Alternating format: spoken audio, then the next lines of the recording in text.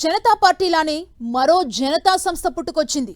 ప్రధానమంత్రి నరేంద్ర మోదీ నోటి వెంట వచ్చిన దిమాగి నక్సల్స్ అనే పదం ఆధారంగానే ఈ సంస్థ ఇన్‌స్టాగ్రామ్, ట్విట్టర్లో ఆవిర్భవించింది. ఇలా అకౌంట్లు ఓపెన్ అయ్యాయో లేదో వెంటనే లక్షల కొద్దీ ఫాలోయర్లు తయారైపోయారు. ఇంతకీ అసలు ఇది ఎలా జరుగుతోంది? ఏ రాజకీయ పార్టీ వీటి వెనక లేకుండానే ఇంత వేగంగా యువత ఎలా స్పందిస్తుంది? ఇంత హుషార్ పిట్టల్లా జెన్జీ ఎలా రియాక్ట్ అవుతోంది?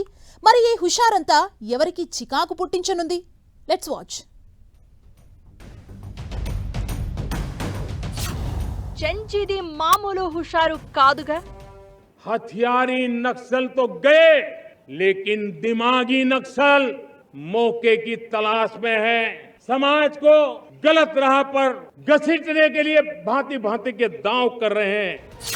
పీఎం ఇలా అన్నారో లేదో అలా అకౌంట్ ఓపెన్. దిమాగి నక్సల్స్ పేరుతో ట్విట్టర్లో అకౌంట్. లక్షల సంఖ్యలో పెరుగుతున్న ఫాలోయర్లు. ఈ దూకుడంతా అధికార పార్టీకి వ్యతిరేకంగానేనా, లేక పని పాట లేని బ్యాచ్ చేసే ఆకతాయి పనులా? జెన్జీ ఇప్పుడు ఓ రేంజ్ లో దూసుకుపోతోంది. అసలు ఈ పదం ఏదో ఒక నియంత్రిత లేదంటే నిర్దేశిత సమాహానికి చెందినది కాదు. ఒక్కో చోట ఒక్కొక్కళ్ళు ఈ జెన్జీ మూమెంట్ గా మారుతున్నారు. 2 నెలల క్రితం కాక్రోజు జనతా పార్టీ ఆవిర్భవిస్తే ఇప్పుడు దిమాగి నక్సల్స్ సంస్థ పుట్టింది. ఇది నిజంగా సీరియస్ లక్ష్యంతో ఉందో లేదో తెలియదు, కానీ కేంద్ర మాజీ మంత్రి చిదంబరం కూడా ఓ ట్వీట్ చేశారు. తనని తాను దిమాగి నక్సల్ అంటే గౌరవంగా ఫీల్ అవుతాను అంటూ ట్వీట్ చేశారాయన. మరోవైపు ఉత్తరప్రదేశ్ సహా పలు చోట్ల విద్యార్థులు చేసిన నిరసనలలో ఈ బ్యానర్లు కూడా కనిపించాయంటున్నారు. ఎన్డీఏకి వ్యతిరేకంగా విద్యార్థి సంఘాలు భారీగా నిరసనలకు దిగారు.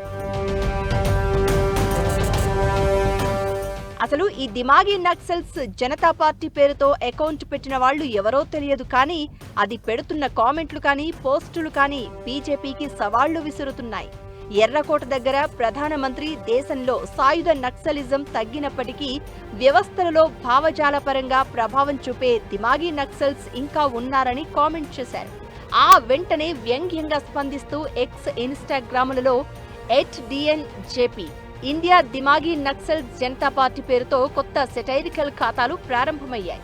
తాము భగత్ సింగ్ అనుచరులమని, తమపై దేశద్రోహం ముద్ర వేస్తే భగత్ సింగ్ ను అవమానించినట్లే అంటూ ఆ అకౌంట్ పోస్ట్ చేసింది.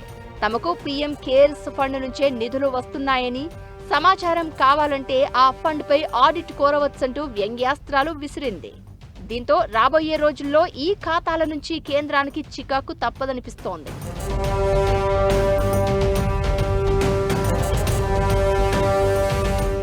ప్రారంభించిన ఒక్క రోజులోనే ఈ ఇన్‌స్టాగ్రామ్ ఖాతా 1,00,000కు పైగా ఫాలోవర్లను సంపాదించుకోవడం గమనార్హం. ఈ అకౌంట్ రాహుల్ గాంధీ, అరవింద్ కేజ్రీవాల్, అఖిలేష్ యాదవ్, ధ్రువ్ రాఠీ, కునాల్ కమ్రా, ప్రకాష్ రాజ్ని ఫాలో అవుతూ ఉండగా, ప్రకాష్ రాజ్ చేసిన తెలివిగా ఉండండి, మూర్ఖులుగా కాదు, ప్రశ్నించండి, బానిసలుగా మారకండి అనే పోస్ట్ను రీపోస్ట్ చేసింది. ఇక మోదీ వ్యాఖ్యలపై ప్రతిపక్షాలు మండిపడడంతో కేంద్ర పార్లమెంటరీ వ్యవహారాల మంత్రి కిరణ్ రిజిజు స్పష్టత ఇచ్చారు. ప్రధాని ప్రతిపక్షాలను ఉద్దేశించి ఆ వ్యాఖ్యలు చేయలేదని, రాజ్యాంగాన్ని తిరస్కరించేవారు, వేర్పాటువాదులు మరియు దేశ సార్వభౌమత్వానికి భంగం కలిగించేవారిని ఉద్దేశించే ఆ పదాన్ని ఉపయోగించారని స్పష్టం చేశారు. ప్రధానమంత్రి ఏ ఉద్దేశంతో అన్నా ప్రస్తుతం కాక్రోచ్ జనతా పార్టీతోనే సంచలనం కలిగితే, ఈ DNJP నిజంగానే సీరియస్ గా స్పందిస్తే ఇంకెంత సంచలనం కలుగుతుందో చూడాలి.